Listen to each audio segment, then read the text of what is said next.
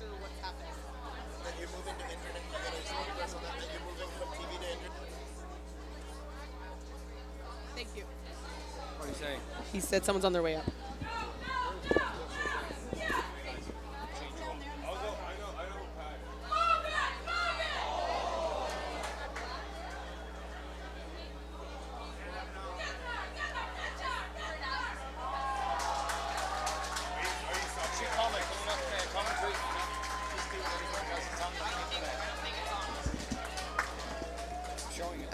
At the worst, they're just going to be watching it. Most of them are just watching it. Is this written down anywhere? I understand. No. So yeah, just hit. He said. So the one that's Not necessarily that close.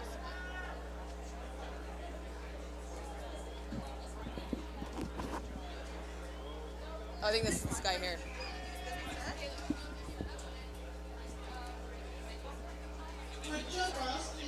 Okay, so what's going on?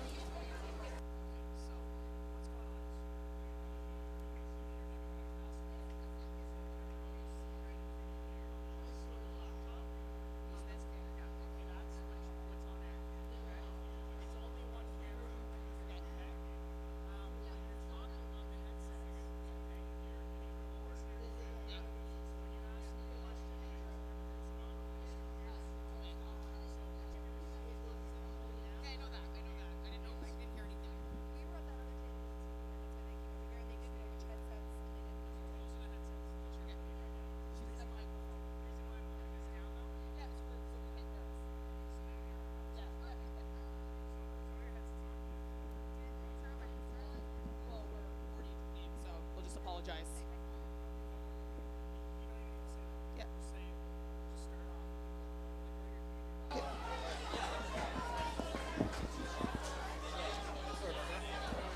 Okay, in Jamaica and Trinidad and Tobago, the score is 7-0 for Trinidad and Tobago.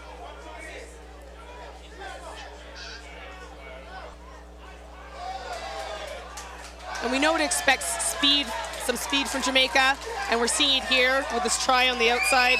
Yeah, that was a nice pass. Now this is going to be a really close game here between Trinidad and Jamaica. They're a bit of a rivals down in the Caribbean. And that was a score from Jamaica, so we'll see if they can kick this convert and tie the game here. Jamaica is probably working on their game this morning. Jamaica was showing definitely their ability to distribute the ball, but they were struggling with the distance of their pass and some mistakes that they were making. So I think they're hoping this game that they'll reduce the number of errors and that they create and start sort of implementing their game plan a little bit better. And that was Dana Farron who got that convert, so they're tying the game 7-7.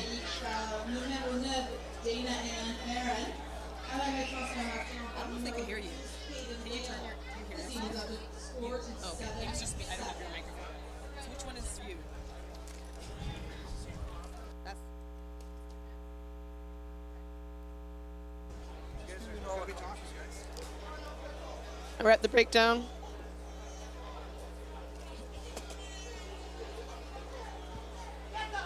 Scrum down for Trinidad and Tobago. They're running with the ball. Tries to get the pass out. Good distribution. Getting it to the outside. That's all right. Nice attempt there by number 8. But unfortunately, there was a knock on there. That number 8 is Nicolette Pintor. She's 17 years old. She's known for her speed, and she's comes from a big rugby family. Her father actually played at Commonwealth Games. So she's stepping up to the plate, and it's her turn on the rugby pitch now. Definitely some of the stories of these players will come from rugby backgrounds. Some of them not. They'll come from either other sports, or maybe they don't even have some athletics in their background. But definitely, it's always interesting to see how they've come towards the sport of rugby.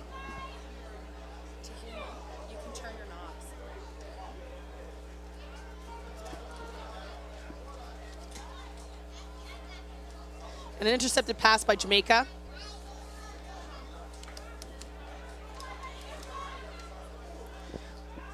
We know that Jamaica definitely has the ability to be very physical.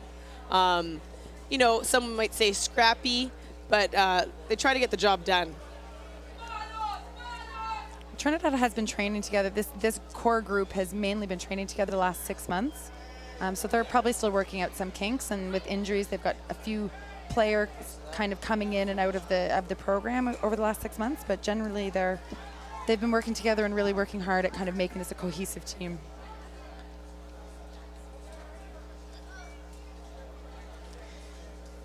I always thought the rivalry was actually between Trinidad, Tobago, and Jamaica, but I was talking to the Trinidad, the president of the union, and he was saying that it's more against Guyana. And Guyana, unfortunately, is not here at this tournament. We're expected to be here. They're not here, and they had their own sort of things they needed to deal with.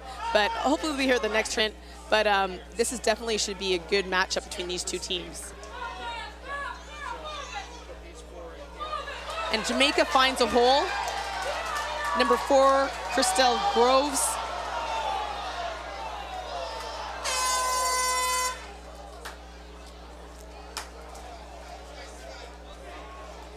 It's being held up there, and they're really ferociously trying to get the ball out.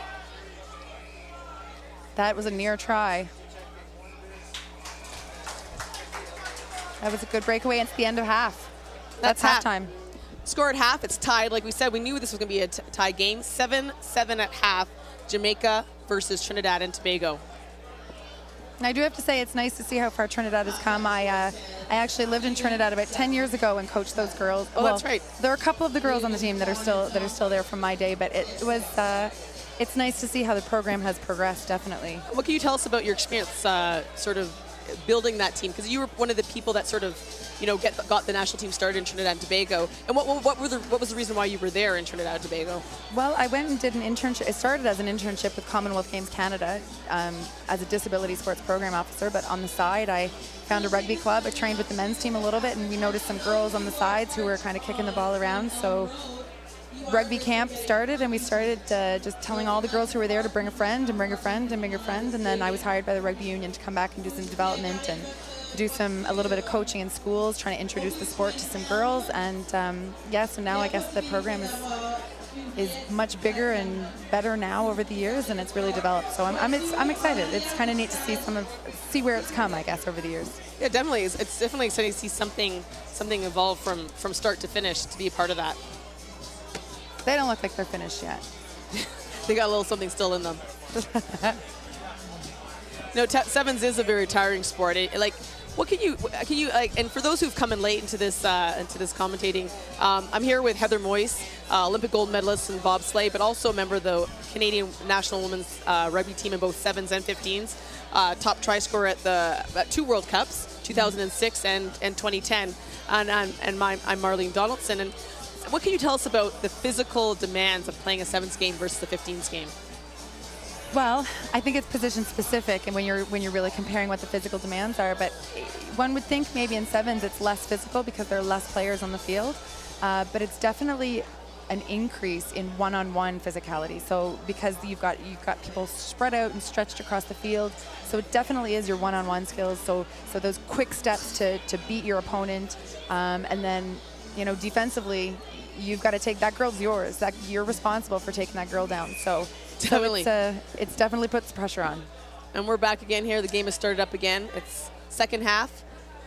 Jamaica versus Trinidad and Tobago, and the score is 7-7. And that ball didn't get kicked quite 10 meters, so it has to be brought back to center, and Jamaica now has it, and they look making like a run for it. Yeah, they're making something happen here. But Trinidad and Tobago does a nice strips the ball away from Jamaica, see some space. There's that Nicolette Pantor again with her little quick steps in the middle.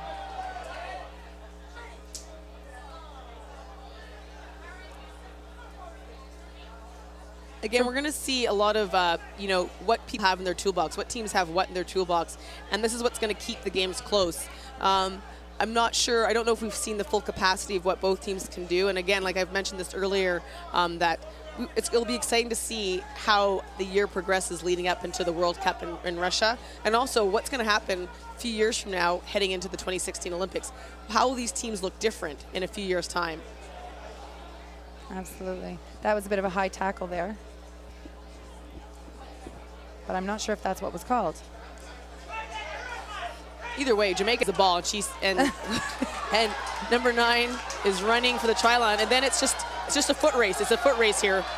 Great tackle. On her feet, steals the ball. I'm not sure. She may have been called. Oh, she may have been called for not actually releasing the player. That's a big call they're calling now. Once you've made a tackle, you need to show the ref that you've let go of the player and then go for the ball. And they're really being strict about that. And that was just shy of the try line. She must be a bit distraught there. Oh, And there she curling the goes. corner. Curling around Number the 11, corner. Lisa Fraser. Lisa Fraser is the captain of the team here for Jamaica this tournament. She's definitely known for her hard work on the team and being a leader, and she actually has a military background. And we see somebody down on the field right now, but I think she's going to get up. I can't see her number. I think it was number 3, Sherry Johnson. Oh, she might be coming off the field actually, and she'll need a replacement.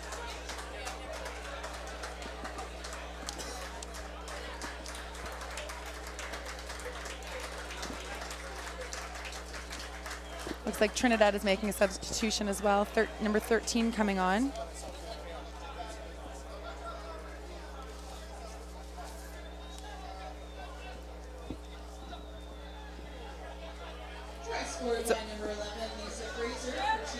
It's always interesting.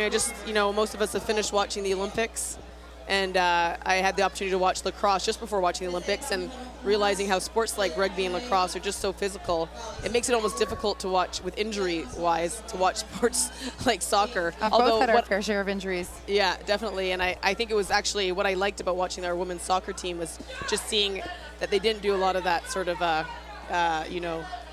trying to get those calls from the ref by, thriving on the ground whenever they thought they needed a penalty. Yes. Drives me crazy in soccer, but I'm That's very why proud we're here to at the say, rugby pitch. yeah, I'm very proud to say that our women's soccer team doesn't do that sort of stuff.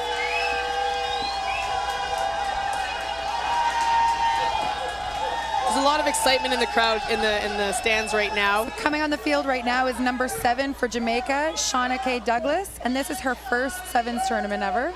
So we've got a bit of a reaction in the crowd here. It's exciting for these girls, getting to play for their country and going all the way to Canada from the Caribbean to play in your first sevens, your first sevens game ever. So that's exciting for her. Definitely. I mean, you even came across someone you played against, Heather, someone from 2001. The manager now for the Jamaica team is someone you actually played against back in the day. Yes, I'm not going to it say was. your age, Heather, but back in the day, just back a in the couple day. years ago. Let's just leave it at that. Good pickup by number 12.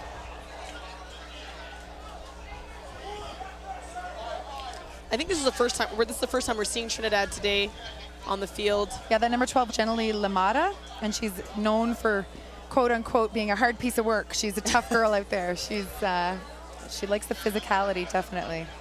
Yeah, we tend to look at sevens, and if we were to stereotype, again, we don't like to stereotype, but if we were to stereotype the sort of player on the field, they tend to be smaller, quicker, a little bit leaner, fast, obviously.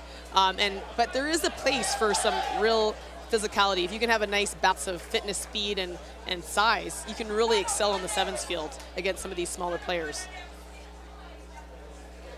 Marlene, did you ever think of sevens?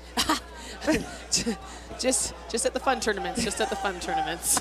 In a costume in the stands. In a costume in the stands. Perfect. Yeah. I'll stick to 15s. Why don't you explain the difference between the scrums, between sevens and 15s, what the difference in feeling is like? Diplomatically comments about the differences. There is obviously a huge difference between 7 scrums and 15 scrums. But there's also necessity in both games. And I know at the end of the day, it's all about trying to get the ball to your team and whatever means necessary, whether it's an 8-man scrum or a 3-man scrum. It's still the same goal. A lot of back and forth here, but I think this is going to go Jamaica's way. As we see number 4, Crystal Groves, score the try. Merlin Blackford.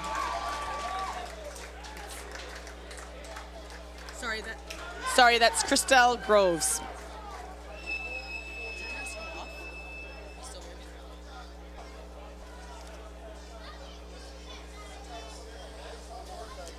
That was a great run for Christelle. Really, like, it was going back and forth there for a bit, but she just basically picked that ball off and had a breakaway. So without slowing down, that was a good.